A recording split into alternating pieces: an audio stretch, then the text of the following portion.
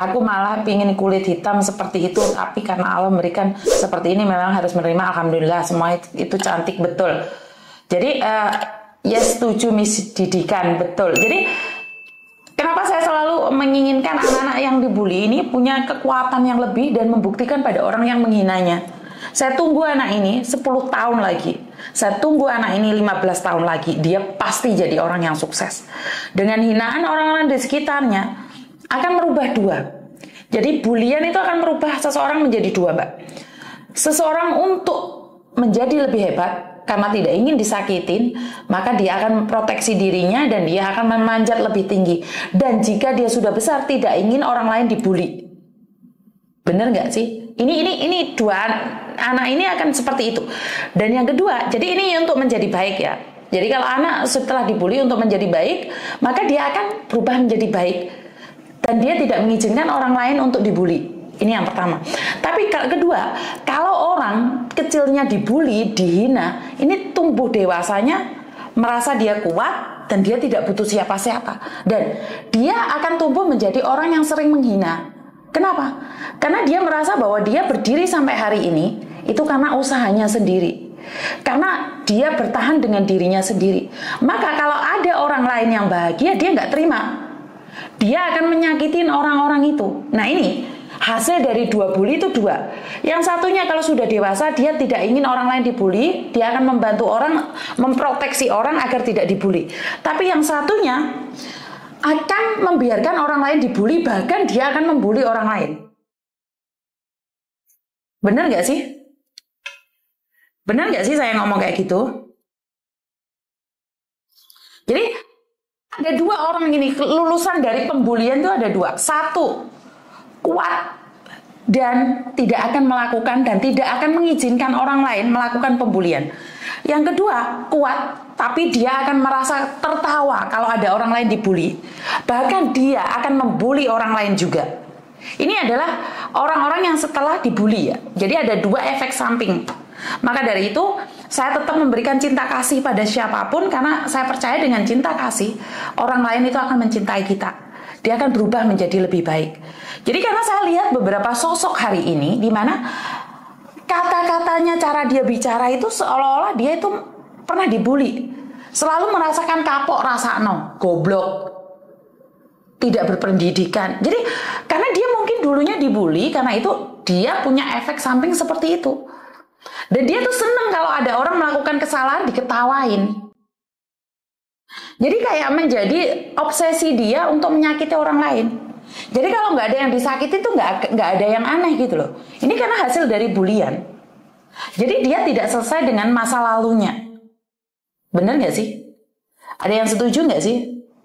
Jadi buat teman-teman yang selama ini pernah dibully, yuk sama-sama bergabung memberikan cinta kasih pada orang lain agar orang lain tuh tidak merasakan sakit saat dibully. Jadi ini ungkapan maaf saya pada anak saya, di mana BNI sebentar ya Mbak ya, tak transfer uang dulu karena saya takutnya lupa. Halo. Halo. Oh, Mbak ya. Nah, oke. Sudah masuk ya. Jangan metu deh ya Mbak ya. Ampun Bunda, terus suwun Bunda. Allah, oke. Bunda rezekinya semakin banyak. Matur nembah nuwun. Dilancarkan semua usaha Bunda, bantu-bantu mbak-mbaknya. Dan Bunda sehat selalu, dilindungi Allah dimanapun Bunda berada dengan keluarganya. Amin. Kamu kok tahu nomorku, Nduk? Saya lihat dari TikToknya Bunda. Oh, lihat TikTok terus? Terus saya kadang-kadang komen di statusnya Bunda, ngelihat gitu. Kayaknya saya kok sedih gitu. Kayak ada gimana itu mau curhat sama Bunda itu udah lama banget sebenarnya. Saya nggak berani. Tapi sekarang sudah agak lega. Iya Bunda. Kadang dulu itu sampai saya tuh mau telepon Komnas juga sih, Pak. Sangat sedih sekali, nggak bisa berbuat apa-apa gitu. Tapi saya juga nggak berani, Bun. Saya cuma nangis saja di rumah. Ya, sambil berdoa gitu. Nggak berani bilang ke siapa-siapa juga. Saya juga nggak berani bilang sama ibu guru karena saya takutnya nanti saya dibilang cerewet. Nanti saya takut juga sih anak saya. Oke. Lah kenapa hari ini kamu nekat telepon aku, sayang? Iya, hari ini saya nekat banget, Bunda, karena kayak nggak ada jalan lain gitu. Oke, setelah telepon saya agak tenang atau masih tetap sedih atau bagaimana? Lega banget, Bunda. Sudah lega ya? Sangat lega banget. Oke, jadi ya udah sekarang ajakin dia jalan-jalan, ngomongnya dari mama yang di Hong Kong ya? Iya, Bunda. Ya, Terima kasih, Bunda. Yuk, oke, bye-bye. Bye-bye. Oke. Nanti ngomong apa aku lali mau. Jadi buat teman-teman, saya Mbak Karo tak sambil mangan apel ya, Mbak Lasri ngoncek nong apel. Jadi nggak bisa ngomong saya tentang pembulian ini bikin darah tinggi ya, emosi. Jadi semoga anak ini jadi anak yang sukses di masa depannya. Itu harapan saya total itu semoga menjadi anak yang sukses. Ini cerminan buat mbak yang lain, berhati-hati.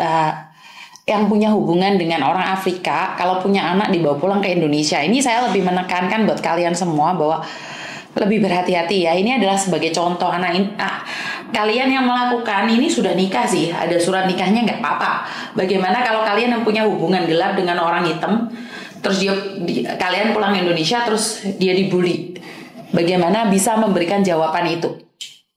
Jadi buat teman-teman di luar sana, ini menjadi pelajaran buat kita bahwa ini ada menikah resmi aja dibully. Benar nggak sih? Menikah resmi aja dibully, apalagi yang hubungan tanpa status, yang one night stand.